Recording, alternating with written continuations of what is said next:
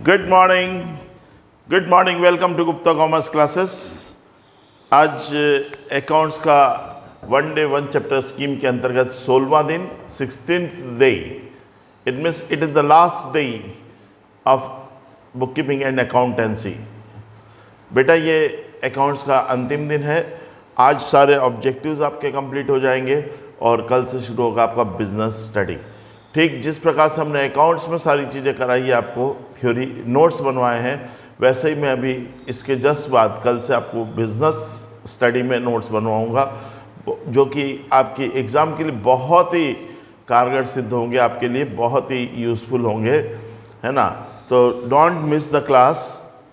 किसी भी हालत में आपको क्लास मिस नहीं करना है, मान के चलिए ये आपके करियर का सवाल है। ठीक है, आज हम शुरुआत करते हैं।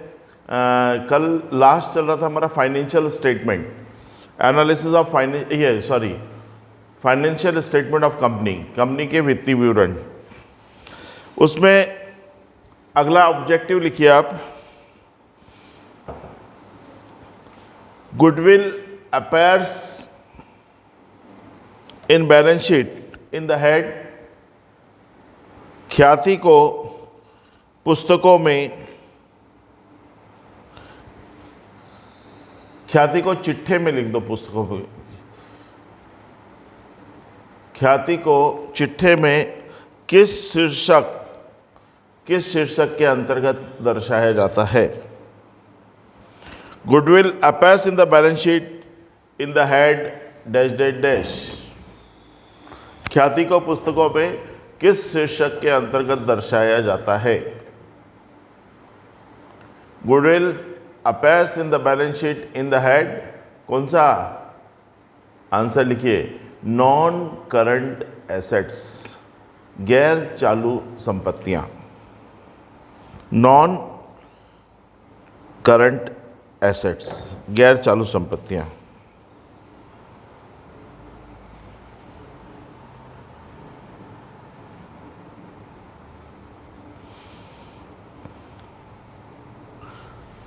अगला प्रश्न, आकस्मिक दायित्वों को how contingent liability,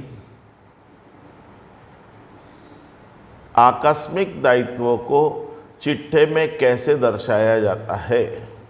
how contingent liability is shown in the balance sheet. आकस्मिक दायित्व को चिट्ठे में कैसे दर्शाया जाता है। How contingent liability is shown in the balance sheet.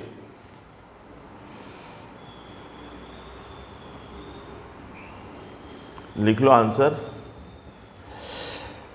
पाद टिप्पणी के रूप में, पाद टिप्पणी के रूप में इंग्लिश में लिखिए S A foot note, FOOT foot NOT note. मतलब क्या करते हैं हम, ये सुन लो, ये क्या चीज़ है। एज ए फुट नोट, पाद टिप्पणी के रूप में बेटा बैलेंस शीट के लाइबिलिटी साइड में। अभी मैंने कल भी आपको एक लिखा है, contingent liabilities not shown in the balance sheet. आकस्मिक दायित्व को चिट्ठे में नहीं दर्शाया जाता। ठीक है, आकस्मिक दायित्व को चिट्ठे में नहीं दर्शाया जाता। और आज बोल रहे हैं कि आकस्मिक दायित्व को चिट्ठे में कैसे दर्शाया जाता है। तो मतलब अमाउंट में वो टोटल में शामिल नहीं किया जाता है कॉन्टीजेंट लाइबिलिटी को। फुट नोट मतलब लाइबिलिटी साइड में, दायित्व पक्ष में पर्टिकुलर वाले कॉलम में ही केवल एक नोट लगाकर बता दिया जाता है कि contingent liability amounted to rupees so and so. उस अमाउंट को अमाउंट वाले कॉलम में नहीं लिखते, टोटल में शामिल नहीं करते, फुट नोट कहलाता है वो, है ना। पाद टिप्पणी, पाद चरण पादुकाएं बोलते हैं ना, पाद पैरों के नीचे, बैलेंस शीट में नीचे की साइड लाइबिलिटी साइड करते, इसलिए उसको पाद टिप्पणी के रूप में फुट नोट। अगला,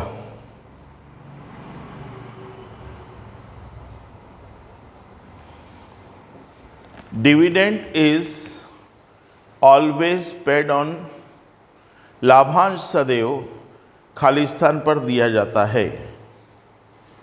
dividend is always paid on dash dash dash capital. लाभांश सदैव खालिस्तान पूंजी पर दिया जाता है।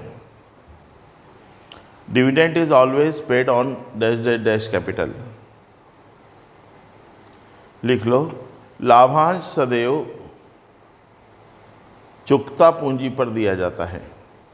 Dividend is always paid on paid up capital, PAIDUP, paid up capital, चुकता पूंजी पर दिया जाता है।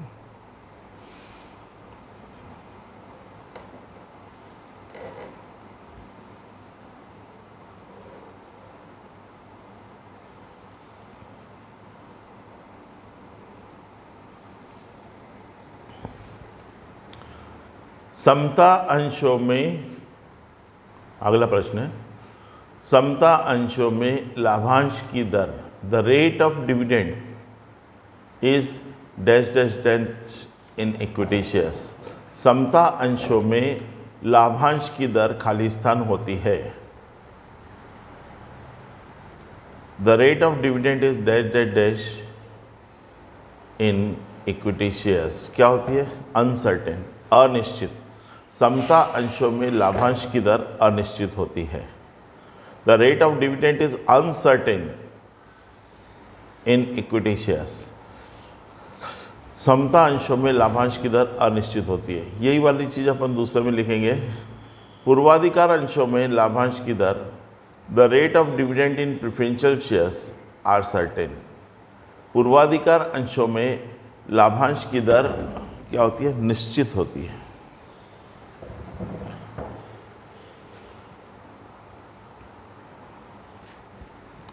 The rate of dividend in preferential shares are certain. पूर्वाधिकार अंशों में लाभांश की दर निश्चित होती है।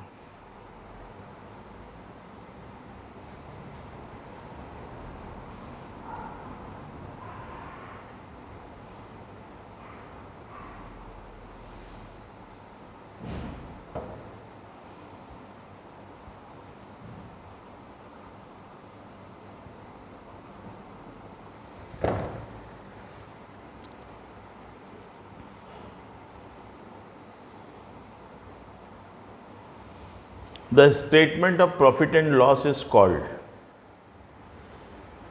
लाभ हानि का विवरण कहलाता है।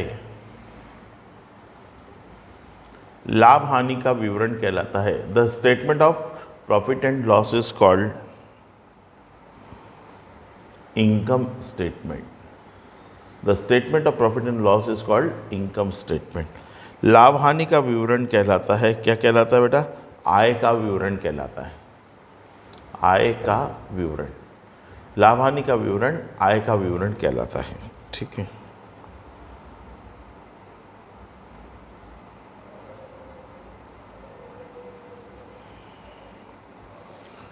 Non current liabilities are paid off. गैर चालू दायित्वों का भुगतान, non current liabilities are paid off. गैर चालू दायित्वों का भुगतान कब किया जाता है? Non current liabilities are paid off after 1 year. गैर चालू दायित्वों का भुगतान 1 वर्ष पश्चात किया जाता है। 1 वर्ष पश्चात किया जाता है, आफ्टर 1 ईयर।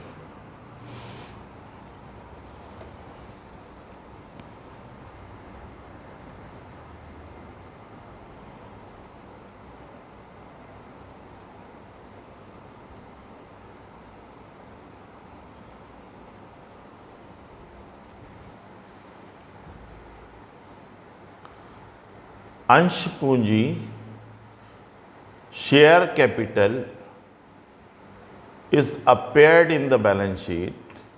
अंश पूंजी चिट्ठे में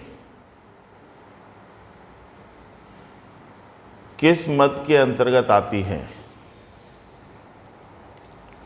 शेयर कैपिटल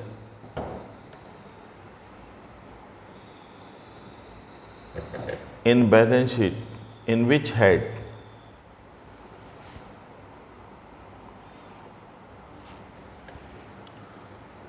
शेयर कैपिटल को किस में लिखते हैं हम? आंसर है शेयर होल्डर्स फंड, अंशधारी कोष। शेयर होल्डर्स फंड, अंशधारी कोष।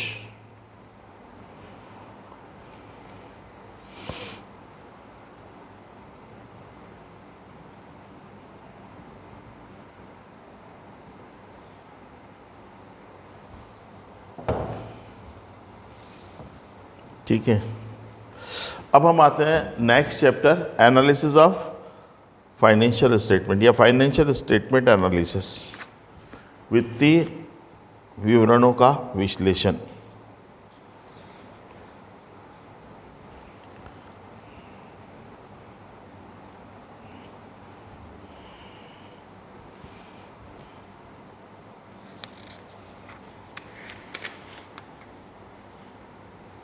एनालिसिस ऑफ फाइनेंशियल स्टेटमेंट,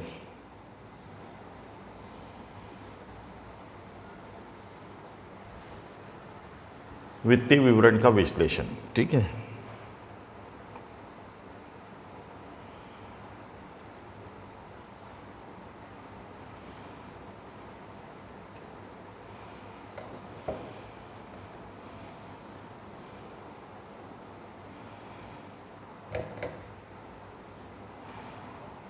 पहला लिखिए, कार्यशील पूंजी में परिवर्तन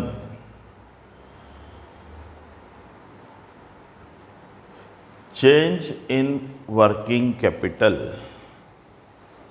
is includes in dash dash dash. कार्यशील पूंजी में परिवर्तन खाली स्थान के अंतर्गत आता है। Change in working capital includes, कार्यशील पूंजी में परिवर्तन खाली स्थान के अंतर्गत आता है। किस में आता है? Change in working capital includes fund flow statement, कोष बहाव विवरण पत्र। कार्यशील पूंजी में परिवर्तन कोष बहाव विवरण पत्र के अंतर्गत आता है, फंड फ्लो स्टेटमेंट।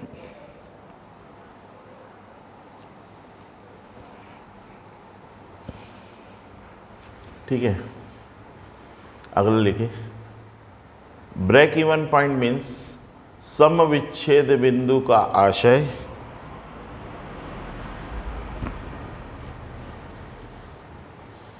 या सम विच्छेद बिंदु उसे कहते हैं जहां ब्रेक इवन पॉइंट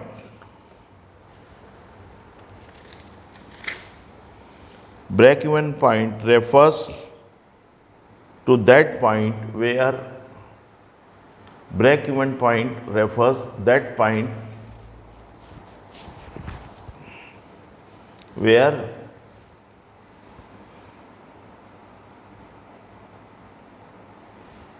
क्या लिखेंगे? Total cost is equal to the total sale. कुल लागत कुल विक्रय के बराबर हो। Total cost is equal to total sales. मतलब आपको समझा, break even point means no profit no loss point. समविच्छेद बिंदु किसको बोलते हैं? ऐसा बिंदु जहां पर व्यापारी को ना तो लाभ होता है ना हानि होती है। क्या कहलाता है? समविच्छेद बिंदु कहलाता है।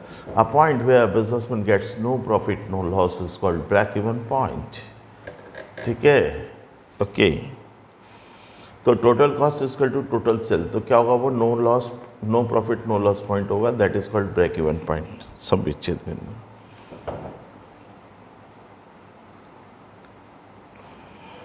अगला लिखिए,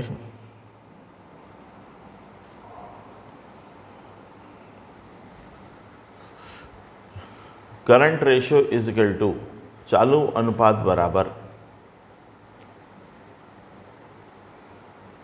वहां तो लिखा हुआ जाएगा आपको current ratio is equal to dash dash dash upon dash dash dash. मतलब ऐसे देखिए,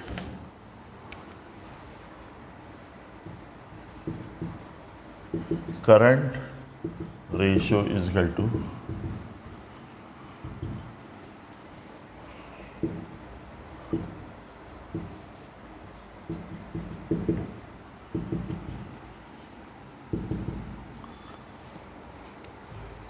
ठीक है।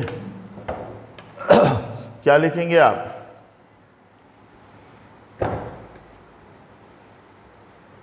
Current ratio is equal to current assets upon current liability. चालू अनुपात बराबर चालू संपत्ति बटे चालू दायित्व। फार्मूले आपको याद है? अगर आपको फार्मूले याद है तो केवल फार्मूले पूछे जाते हैं इसमें से, इस वाले चैप्टर से अक्सर। करंट एसेट्स अपन करंट लाइबिलिटी, चालू संपत्ति बटे चालू दायित्व, ठीक है।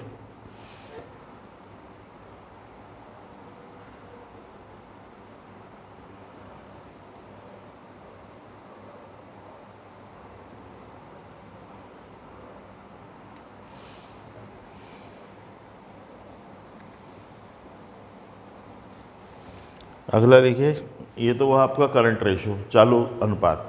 अब लिख लो लिक्विड रेशो, तरल अनुपात बराबर liquid ratio equal to quick ratio भी आ सकता हो, एक ही चीज है, क्विक रेशो या liquid. Liquid ratio equal to liquid assets upon current liability. तरल अनुपात बराबर तरल संपत्ति बटे चालू दायित्व, तरल संपत्ति बटे चालू दायित्व।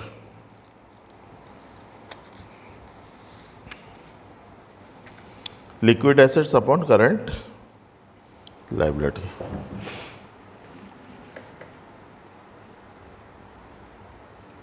लिख लिया? Yes sir.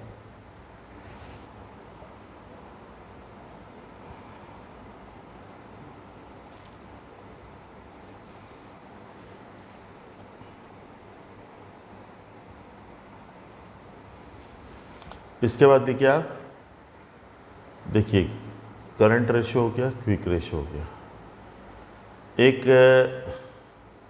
ऑपरेटिंग रेशो संचालन अनुपात बराबर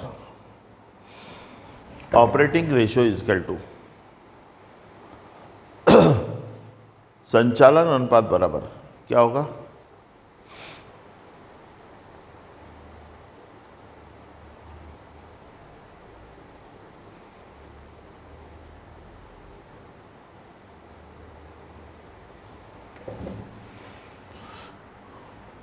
ऑपरेटिंग रेशियो इक्वल टू होता ऑपरेटिंग कॉस्ट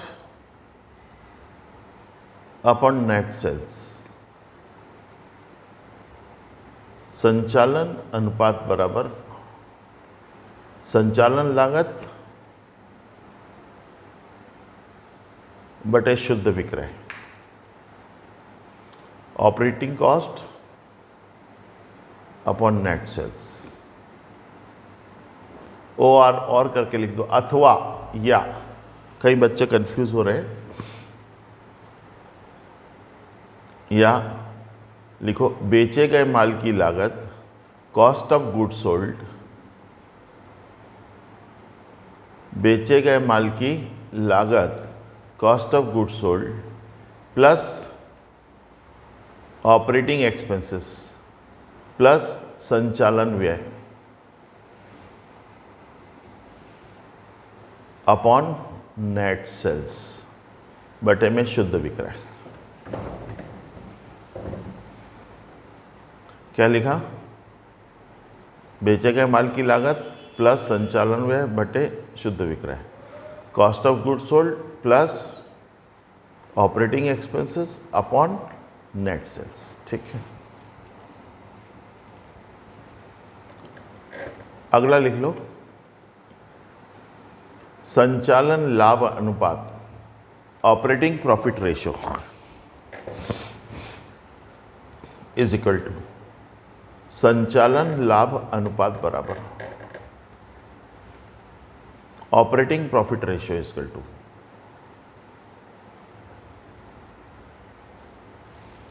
क्या कहेंगे इसको? लिखो संचालन लाभ operating profit upon net sales. संचालन लाभ बटे शुद्ध विक्रय और साइड में इंटू 100 गुणित 100। ऑपरेटिंग प्रॉफिट रेशियो में लिखेंगे operating profit upon net sales into 100। संचालन लाभ बटे शुद्ध विक्रय साइड में गुणित 100, या और करके लिखेंगे। क्या लिखेंगे? ऑपरेटिंग प्रॉफिट क्या बताया था, या इसका सेकंड फॉर्मूला है ग्रॉस प्रॉफिट सकल लाभ माइनस संचालन व्यय, gross profit minus operating expenses संचालन लाभ बराबर ये संचालन लाभ अनुपात बराबर सकल लाभ माइनस संचालन व्यय बटे शुद्ध विक्रय, साइड में गुणित 100, ये gross profit minus operating expenses upon net sales, side में इंटू 100। ठीक है, ये हुआ आपका ऑपरेटिंग प्रॉफिट रेशियो, संचालन लाभ अनुपात। अब उसके बाद हम लेते हैं अगला स्टॉक टर्नओवर रेशियो, स्कंध आवर्त अनुपात। स्टॉक टर्नओवर रेशियो, स्कंध आवर्त अनुपात बराबर क्या होता है? स्टॉक टर्नओवर रेशियो लिख लो। Stock turnover ratio equal to स्कंद आवर्त अनुपात बराबर कॉस्ट ऑफ गुड्स सोल्ड, बेचे गए माल की लागत, कॉस्ट ऑफ गुड्स सोल्ड, बेचे गए माल की लागत upon divided by average stock, औसत stock. Cost of goods sold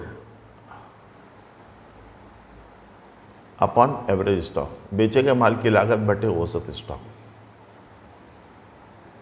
ठीक है, अगला प्रश्न आ जाएगा आपका, बेचे गए माल की लागत बराबर cost of goods sold is equal to sales minus dash dash dash. बेचे गए माल की लागत बराबर विक्रय माइनस खाली स्थान डैश डैश डैश, विक्रय माइनस सकल लाभ, sales minus gross profit. Cost of goods sold equal to sales minus gross profit. Okay sir, sales minus gross profit, विक्रय में से सकल लाभ को घटा देते हैं। एक लिखो सकल लाभ अनुपात, gross profit ratio. Gross profit ratio, सकल लाभ अनुपात क्या होगा?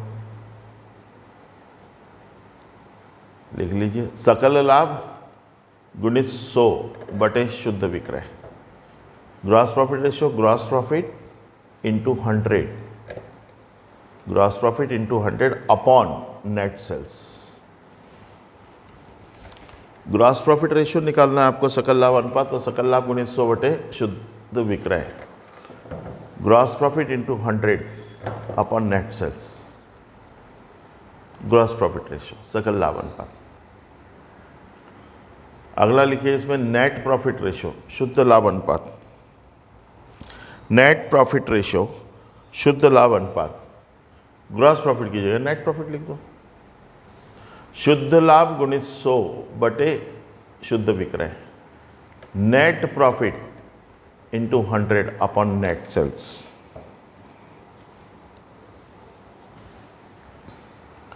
अगला लिखिए net sales is equal to शुद्ध विक्रय बराबर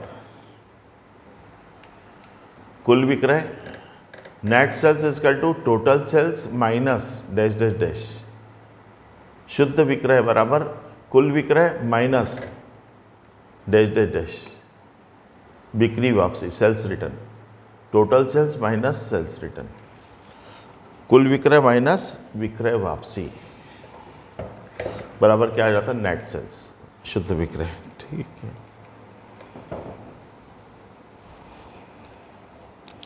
बस ऐसे ही आते हैं इसमें, इसके अलावा कुछ भी नहीं पूछा जाता है, ये मान के चलिए आप।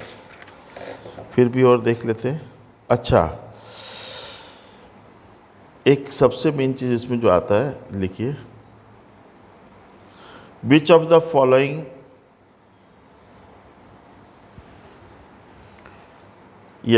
आप तो चल अनुपात आदर्श माना जाता है। आइडियल करंट रेशो, सीधे लिखो ideal, IDEAL, ideal current ratio is dash dash dash. आदर्श चल अनुपात होता है, क्या होता है? 2:1, 2:1, 2:1। लिख लिया। आदर्श चालू अनुपात, the ideal current ratio is 2:1, 2:1 होता है।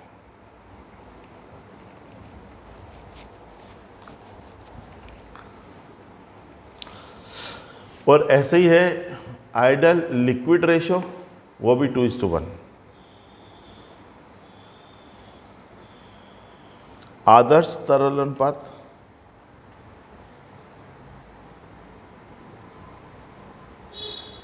2:1, 2:1।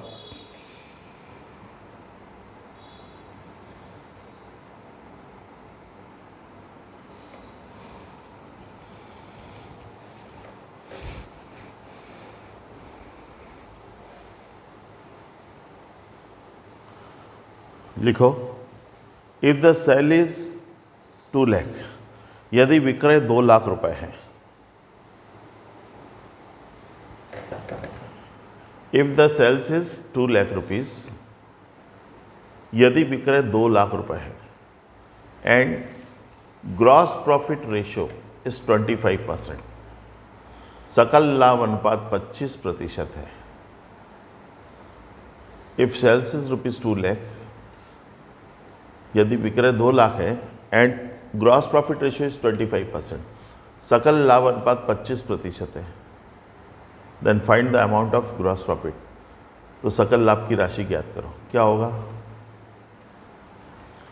आता आपको ग्रॉस प्रॉफिट रेशियो क्या बोला था?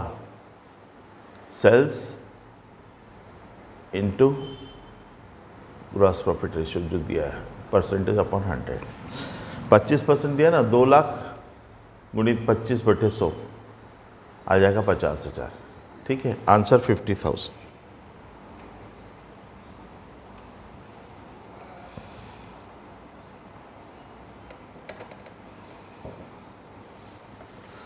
द आइडल बेस्ट डेप्ट इक्विटी रेशियो, आदर्श ऋण समता अनुपात, आइडियल डेप्ट इक्विटी रेशियो 2:1। सब लगभग 2:1 ही अच्छा होता है, 2:1।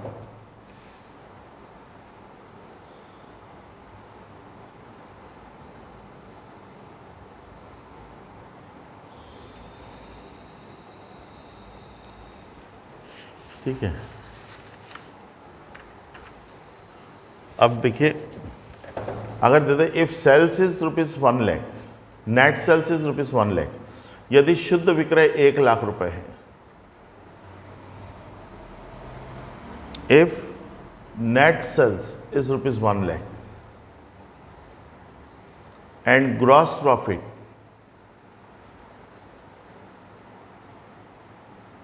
इज 20,000, शुद्ध विक्रय 1 लाख रुपए है तथा सकल लाभ 20,000 रुपये है, तो सकल लाभ अनुपात होगा, then gross profit ratio will B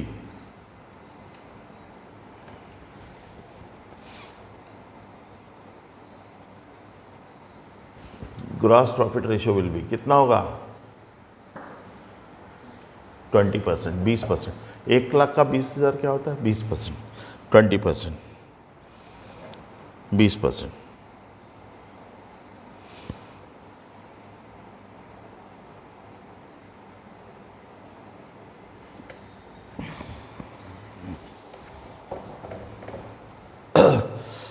एक लिखिए, यदि बेचे गए माल की लागत, if the cost of goods sold is 1,20,000, मैं लिख देता हूँ, यदि बेचे गए माल की लागत 1,20,000 रुपये है,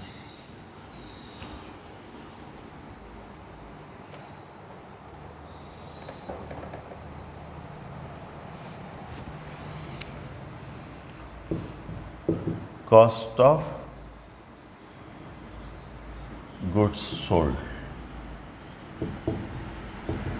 बेचे गए माल की लागत 1,20,000,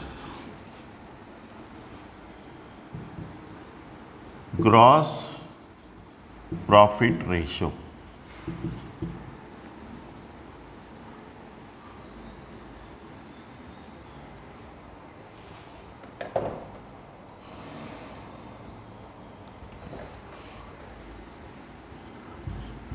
%20।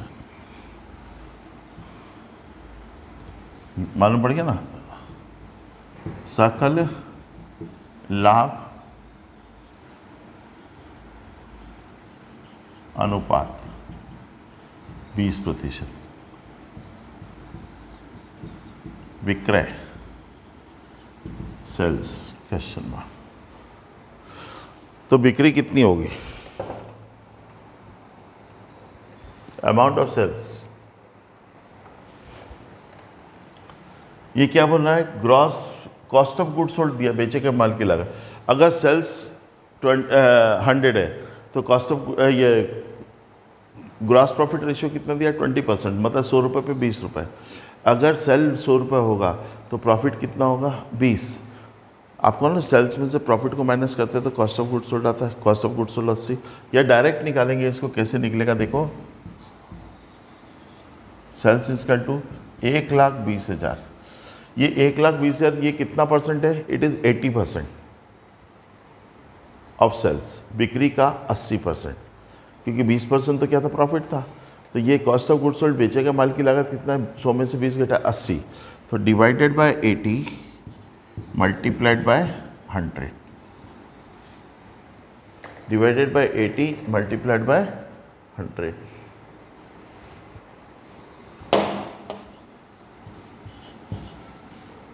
ठीक है, अब काट दीजिए इसको। 20 चौक 80, 20 पंजे 100, 4 से इसको काटा 30,000, 30 पंजे 1,50,000, 1,50,000, 1,50,000 सेल्स अमाउंट। बिक्री की राशि कितनी आ जाएगी? 1,50,000, 1,50,000। ठीक है, ओके। अब देखिए इसके बाद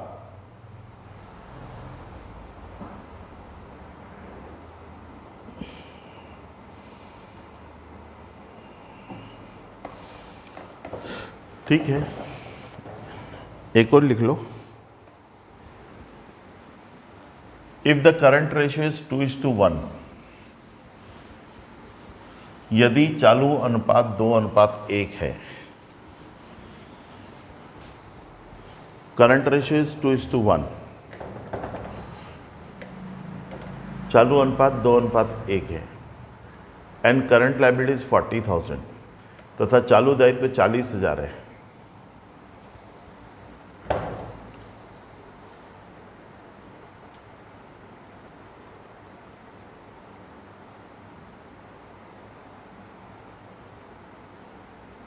क्या लिखा आपने? करंट रेशियो है 2:1, चालू अनुपात है 2:1, और करंट लायबिलिटी है 40,000, चालू दायित्व है 40,000। तो फाइंड द करंट एसेट्स। तो चालू संपत्ति कितनी होगी? करंट रेशियो क्या बेटा? 2:1। अगर लायबिलिटी 1 है तो एसेट्स कितनी होगी? 2। तो यहाँ पे लायबिलिटी 40,000 है, तो एसेट इंटू 2, 40 दूना 80,000। आंसर आ जाएगा 80,000, 80,000। ठीक, 80,000, 80,000। वापस करके बताऊं क्या?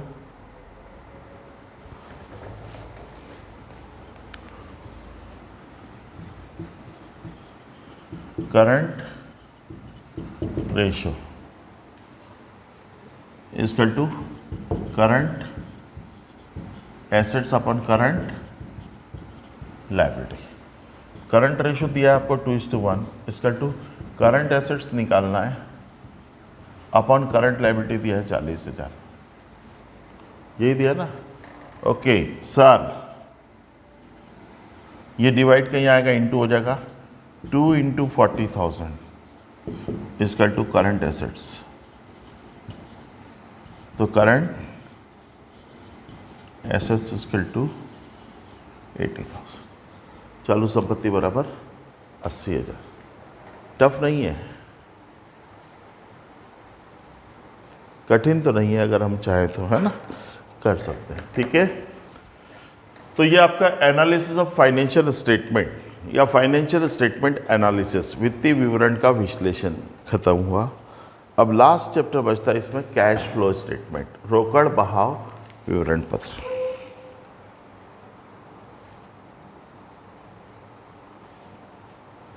Cash flow statement.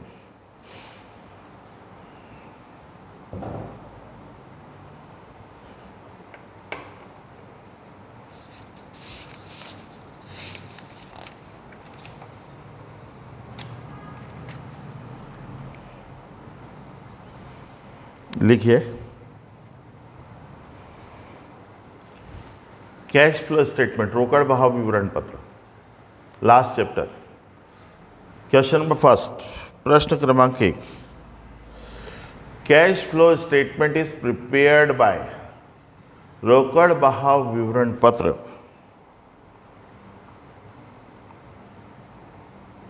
तैयार किया जाता है। रोकड़ बहाव विवरण पत्र तैयार किया जाता है।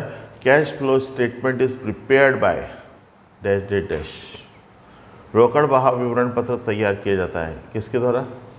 प्रत्येक कंपनी द्वारा, बाय ईच कंपनी या एवरी कंपनी, जो लिखना हो।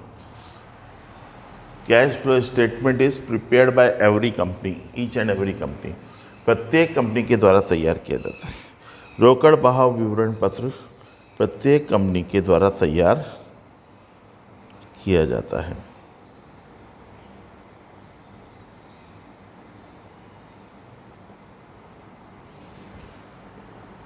कैश इनफ्लो मीन्स रोकड़ अंतर्बहाव का आशय कैश रिसीव। कैश इनफ्लो, इनमें आता है पैसा, cash inflow means cash receive. रोकड़ अंतर्बहाव का आशय रोकड़ प्राप्ति। अगला लिख लो, cash outflow means cash paid. रोकड़ बाह्य बहाव, रोकड़ बाह्य बहाव मतलब रोकड़ भुगतान।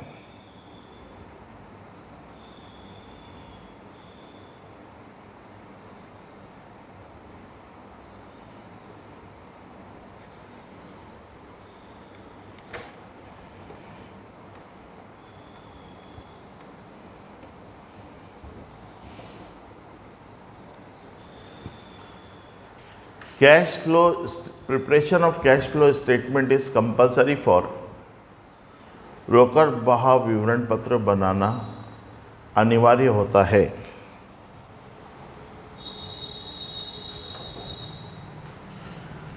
Preparation of cash flow statement is compulsory for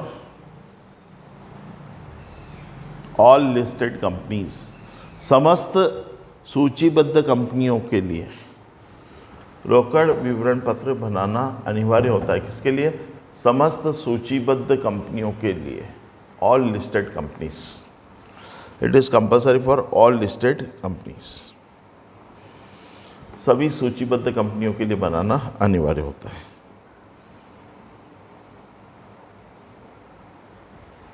अगला प्रश्न है, रोकड़ बहाव में क्रियाएं कितने प्रकार की होती है? How many types of activities in cash flow? रोकड़ बहाव में क्रियाएं कितने प्रकार की होती है? How many types of activities in cash flow? रोकड़ बहाव में क्रियाएं कितने प्रकार की होती है? How many types of activities in cash flow?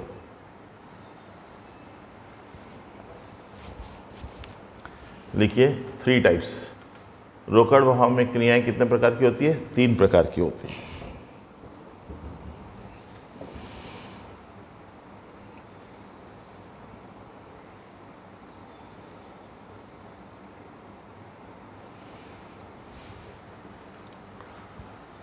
Payment of income tax, आयकर का भुगतान, is dash dash dash activity. आयकर का भुगतान खाली स्थान क्रिया है। Payment of income tax is dash dash dash activity, operating activity. आयकर का भुगतान संचालन क्रिया है के अंतर्गत आता है ना, संचालन क्रिया है। पेमेंट ऑफ इनकम टैक्स, आयकर का भुगतान, इज ऑपरेटिंग एक्टिविटी, संचालन क्रिया है।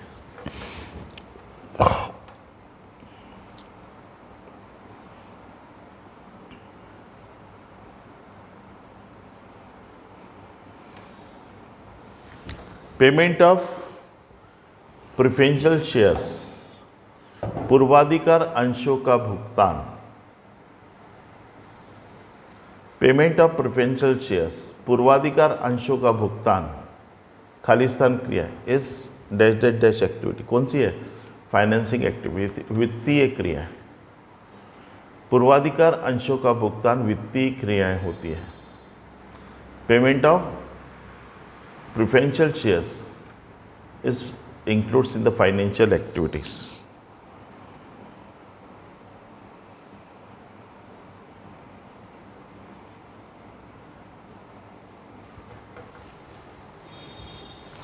परचेज ऑफ गुड्स, माल का क्रय is dash dash dash activity. बोलो, परचेज ऑफ गुड्स कौन सी एक्टिविटी होगी? ऑपरेटिंग एक्टिविटी, संचालन क्रिया है। बिजनेस में माल खरीदेंगे बेचेंगे तो ये ऑपरेटिंग एक्टिविटी है। Purchase of goods is operating activity. माल का क्रय संचालन क्रिया होती है।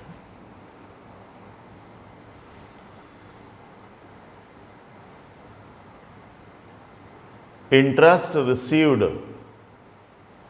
और डिविडेंड रिसीव्ड, ब्याज प्राप्त या लाभांश प्राप्त।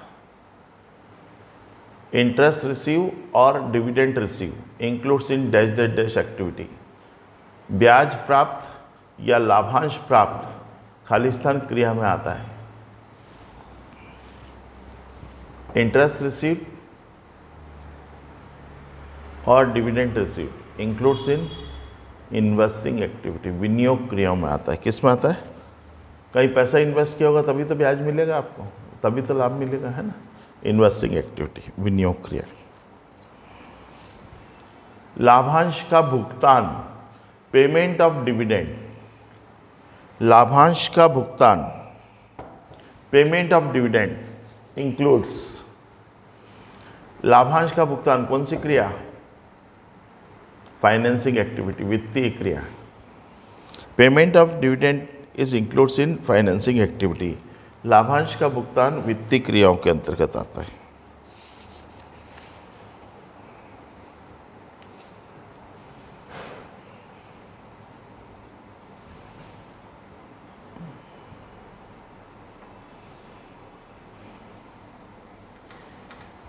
ठीक है, लाभांश का भुगतान कर दिया अपन ने। पेमेंट ऑफ डिविडेंड किस में आता है? फाइनेंसिंग एक्टिविटी में आता है, वित्तीय क्रियाओं में आता है। ठीक है, अब इसके बेटा जितने क्वेश्चंस बनते थे वो लगभग हो गए। फिर भी मैं बताऊं आपको, एक और क्वेश्चन लिख लो इसमें।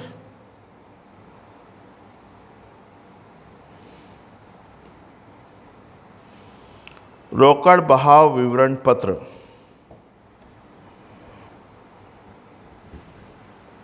कौन से लेखांकन मानक द्वारा जारी किया गया?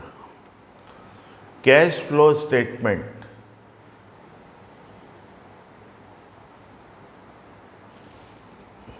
या accounting standard for cash flow statement is रोकड़ बहाव विवरण पत्र कौन से मानक के अंतर्गत आता है? ऐसा कर लो, अकाउंटिंग स्टैंडर्ड 3, लेखांकन प्रमाप 3। रोकड़ बहाव विवरण पत्र लेखांकन प्रमाप 3 के अंतर्गत आता है। Cash flow statement is included in the accounting standard 3, AS3। रोकड़ बहाव विवरण पत्र लेखांकन प्रमाप 3 के अंतर्गत आता है। Cash flow statement is includes in the accounting standard 3, AS3। एक और अकाउंटिंग स्टैंडर्ड बताया था, ये यहाँ पर सारे क्वेश्चंस खत्म हो गए। एक और अकाउंटिंग स्टैंडर्ड 26 बताया था, काय में आएगा?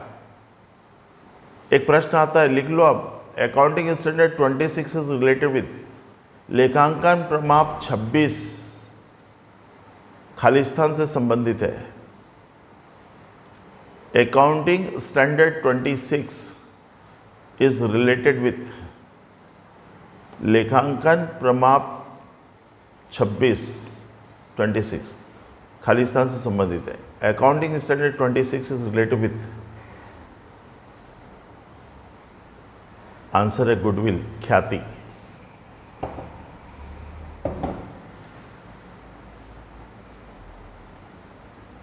अगला प्रश्न, ख्याति का नया नाम, the new name of goodwill is, ख्याति का नया नाम, the new name of goodwill is premium. ख्याति का नया नाम प्रीमियम है।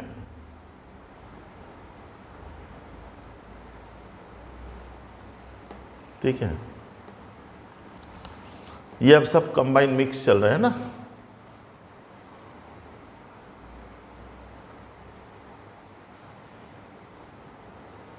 पूंजीकरण विधि से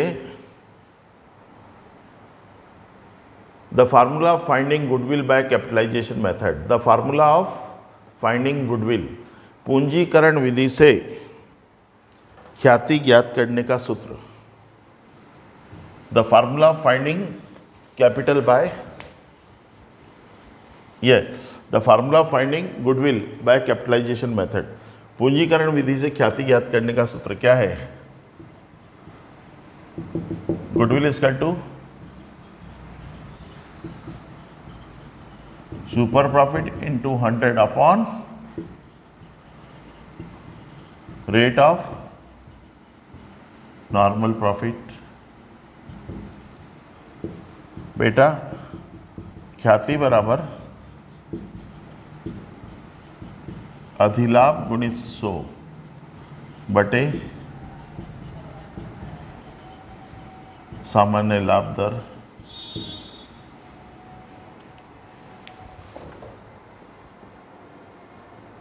goodwill is equal to super profit into 100 upon rate of normal profit.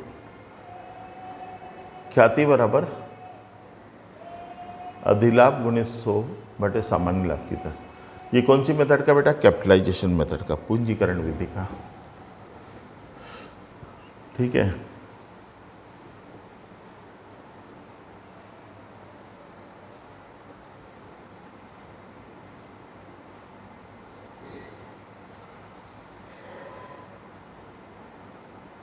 अगला प्रश्न लिखिए।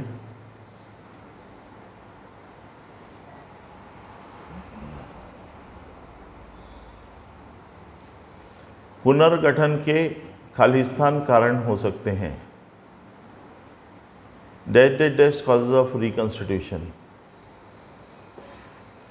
There are dash dash dash causes of reconstitution.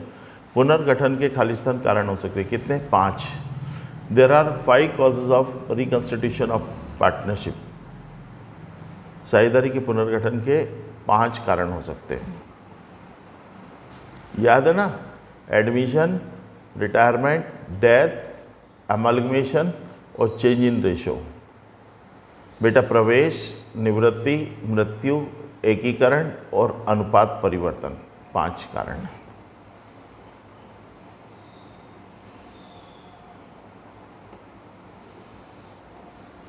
Company allowed dash dash dash on debentures. Company द्वारा ऋण पत्रों पर खाली स्थान दिया जाता है। क्या दिया जाता है? Company allowed dash dash dash on debentures. Company द्वारा ऋण पत्रों पर खाली स्थान दिया जाता है, ब्याज, interest. Company allowed interest on debentures. Company द्वारा ऋण पत्रों पर ब्याज दिया जाता है। Company allowed dash dash dash on shares. Company द्वारा अंशों पर खाली स्थान दिया जाता है। क्या दिया जाता है? लाभांश। कंपनी द्वारा अंशों पर लाभांश दिया जाता है। Company allowed dividend on shares. Company allowed dividend on shares. Company द्वारा अंशों पर लाभांश दिया जाता है।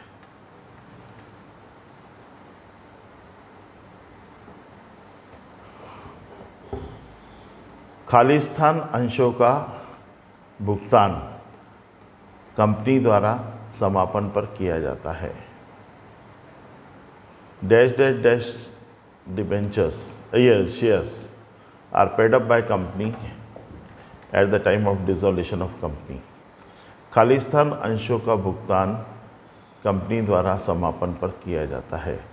Dash dash dash shares are paid up by the company only at the time of dissolution of company.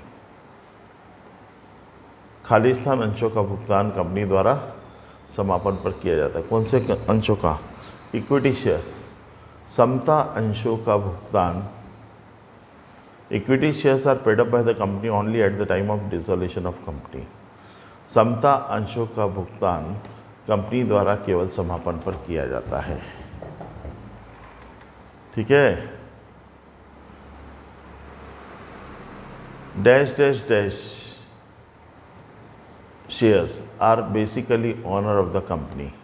खाली स्थान अंश कंपनी के वास्तविक स्वामी होते हैं। Dash dash dash shares are basically owner of the company.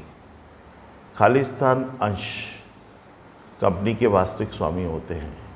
कौन से? Equity shares. समता अंश equity shares are basically owner of the company. समता अंश कंपनी के वास्तविक स्वामी होते हैं।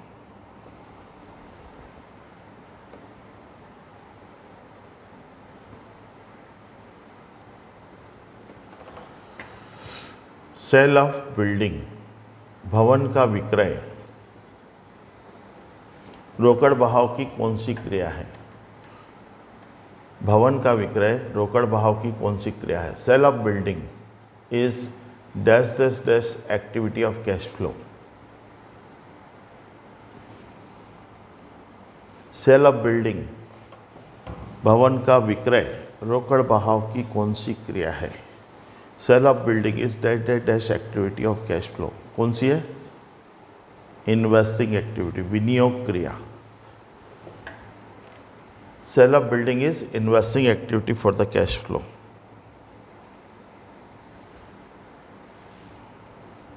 विनियोग क्रिया। बस यही सब कुछ है, इसके अलावा कुछ भी नहीं है बेटा। अगर आपने इतने जितने मैंने अभी आपको ऑब्जेक्टिव्स कराए हैं कल और आज में, अगर उतने आपने कर लिए तो आपका उद्धार होगा, बेड़ा पार होगा। इस प्रकार यहीं पर आज हम अकाउंट्स का पूरा क्लास ख़त्म करते हैं, है ना। आपको सारे थ्योरेटिकल जो 1 डे 1 चैप्टर स्कीम का था अकाउंट्स का, 1-2 चैप्टर में अपने को एक दिन एक्स्ट्रा लगा, पर सारी चीज़ हम कवर करते हुए चले हैं।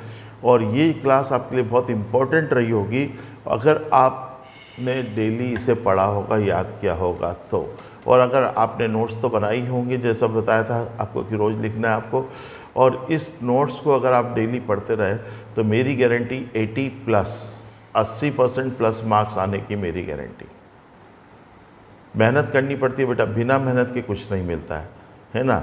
अभी लॉकडाउन की स्थिति में तो आपको और अच्छा समय मिला है, दिन भर घर में रहते हैं, कुछ काम नहीं है तो यही पढ़ते रहो, इसको अकाउंट चालीसा बना दो, देखो फिर मार्क्स कैसे आते हैं, है ना। ठीक, तो यहाँ पर ये तो समाप्त होता है। अब कल से स्टार्ट होगा आपका बिजनेस स्टडी, व्यवसाय अध्ययन। सबसे इम्पॉर्टेंट चीज़ है, मैं आपको वापस से एक बार स्पष्ट कर दूं कि बिजनेस स्टडी, व्यवसाय अध्ययन, कोई सा भी थ्योरेटिकल सब्जेक्ट लो, इकोनॉमिक्स लो, बीएस लो, अर्थशास्त्र लो, व्यवसाय अध्ययन लो, तो ये सब क्या बेटा बोरिंग सब्जेक्ट होते हैं। थ्योरी होती है ना, थ्योरी जस्ट लाइक सत्यनारायण भगवान कथा, थ्योरी सत्यनारायण भगवान के कथा के समान होती है, पर बेटा जो इसका सुन लेता ना उसका उद्धार हो जाता है।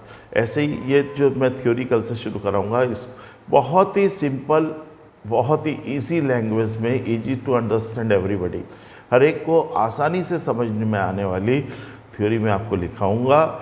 और आप बहुत अच्छी तरीके से, अगर आपने नोट्स बनाए हैं, पूरे नोट्स बनवाएंगे आपको कॉपी पेन लेके रोज़ बैठना है और सीधे नोट्स बनवाएंगे, खाली बस वही नोट्स को आपको आत्मसात करना है, उसी नोट्स को पढ़ना है, उससे आपका उद्धार होगा, बेड़ा पार होगा। ये जितने भी मेरे लेक्चर्स है 1 डे 1 चैप्टर स्कीम के, यदि कोई स्टूडेंट, आपका सहयोगी, आपका कोई मित्र अगर एक साथ भी परचेस करना चाहे पूरा, कि भाई वो क्लास किसी कारण से ज्वाइन नहीं कर पाया, अब उसको पूरे अकाउंट्स का पूरा सेट चाहिए, first day to last day, पूरे 16 दिन का, तो वो भी उसको अलग से मिल जाएगा। 800 रुपीज़ उसका है, पूरा अकाउंट्स का 800 का होगा, बिजनेस का 800 का होगा और इको का भी 800 का। ऐसे 3 कोर्सेज हम बनाएंगे अलग अलग, जिसको अकाउंट्स चालीसा चाहिए, अकाउंट्स 1 डे 1 चैप्टर स्कीम का अकाउंट्स चाहिए 800 रुपये, बिजनेस स्टडी के नोट्स चाहिए 800 रुपये, और इको के नोट्स चाहिए 800 रुपये, 800 जमा करेगा, उसको पूरे नोट्स एक साथ मिल जाएंगे। अब वो घर पर बैठ के फिर उसके बाद कभी भी किसी भी समय देख सकता है। पर देख एक ही बार सकता है। भले ही जैसे फर्स्ट लेक्चर आपने खोला, उसको अभी 10 मिनट देख कर रोक दिया कि अभी इच्छा नहीं है, चलेगा। फिर आपने आधा घंटा देख के रोक दिया दूसरी बार में, फिर 20 मिनट देख के रोक दिया, फिर 10 मिनट देख के रोक दिया, चलेगा। ऐसा कर सकते हो। पर टोटल वो जो है 1.5 घंटे, पौने 2 घंटे चलेगी 1 घंटे वाली सीडी आपकी, और उसके बाद ऑटोमेटिकली आपके इससे गायब हो जाएगी। मतलब हमने कोशिश की है, प्रयास किया है कि जो बच्चे गलती से त्रुटिवश ये 1 डे 1 चैप्टर स्कीम में पार्टिसिपेट नहीं कर पाए किन्हीं कारणों से, और अगर वो उन्हें चाहिए तो पूरे नोट्स एक साथ मिल जाएंगे उनको, और वो अपनी सुविधा के अनुसार, सहूलियत के अनुसार अपने घर पर बैठकर कभी भी जब चाहे तब अपना लैपटॉप ऑन करके, लैपटॉप क्या मतलब मोबाइल ऑन करके नोट्स देख सकते हैं। ठीक है, आज का क्लास हम यहीं समाप्त करते हैं, और कल से बिज़नेस स्टडी शुरू होगा। निश्चित रूप से आपके लिए बहुत ज़्यादा फ़ायदेमंद रहेगा। मैं उम्मीद करूँगा कि आप लोग कॉपी पेन लेकर बैठेंगे ही और नोट्स बनाते ही होंगे। ठीक है, तो आज की क्लास हम यहीं ख़त्म करते हैं। शुभ रात्रि, शब्बा खैर।